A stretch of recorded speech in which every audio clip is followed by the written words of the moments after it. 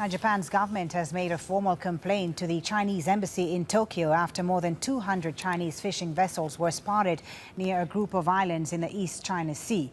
Both countries lay claim to the islands. They're known as Senkaku in Japan and the Diaoyu Islands in China. The two countries have held talks to try and find a diplomatic solution. A rare meeting in 2014 between Chinese and Japanese leaders gave hope of a resolution, but tensions have flared since then. In June, Tokyo protested after a Chinese Navy frigate entered waters near the disputed islands. Well, joining us now is Masato Ohtaka. He's the Deputy Press Secretary at the Japanese Ministry of Foreign Affairs. He's live from Tokyo. Thank you very much, sir, for being with us. This is the second time in 2 days now that Japan has protested to Beijing over Chinese coastguard ships and fishing vessels sailing into the waters close to these islands. What exactly are your concerns, and how have the Chinese been responding? Well, we're very much concerned about what's been unfolding in the last couple of days at least. On the 5th, there were hundreds of fishing vessels actually infringing on the territorial seas of Japan. And there were a few Chinese government vessels coming in as well. And this is something totally against the international rules that's established, and we had to make a strong protest. And despite that, there were even more Chinese government vessels the next day on the 6th, and there were just as many Chinese fishery boats as well in the region, in the area. And it concerns us very much that the Chinese side is escalating things, and despite the fact that we've been protesting and protesting.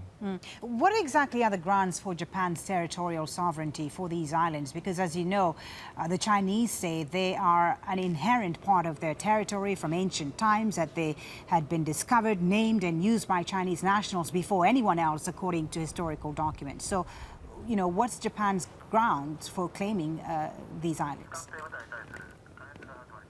Right. Well, we've been acting according to the international rules.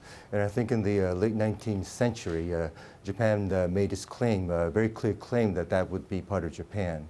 And ever since, for decades, until around 1970, there was no claim against it, and there was sheer silence. And I think it would be totally acceptable that this was accepted by the international community, including the neighboring countries. But immediately after the United Nations produced its reports on the potential oil and gas reserve that was underneath that area, we heard some new claims coming from China. Right. Is it still possible, sir, to ease the tensions through dialogue?